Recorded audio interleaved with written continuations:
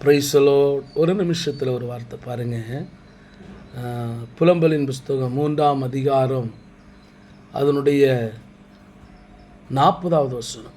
நாம் நம்முடைய வழிகளை சோதித்து ஆராய்ந்து கர்த்தரிடத்தில் திரும்புவோம். பாருங்கள், நாம் நம்முடைய வழிகளை, கர்த்தருடைய வழி இருக்குங்க, நம்முடைய வழிகள் இருக்குது. இப்போ நீங்கள் ஒரு வழியில் நடந்துட்டு இருப்பீங்க. அது வழி என்று சொல்வது உங்களுடைய செயல்கள், பாவமான காரியங்கள், பாவமான செயல்கள். இப்போ ஆண்டவர் என்ன சொல்கிறாருன்னா, நான் நம்முடைய வழிகளை சோதித்து பாருங்கள். நல்ல வழியா? அது எங்கே போகுது அந்த வழி?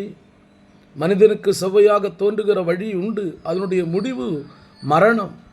மரணம்னா என்ன? இந்த உலக மரணம் அல்ல, ஆத்தும மரணம். சரீரம் மரித்து போனால் கொண்டு போய் அடக்கம் பண்ணிடுவாங்க. உன் ஆத்துமா மரிக்காத பல வேதனைகளை அனுபவிக்கும் நரக பாதாளத்தில்.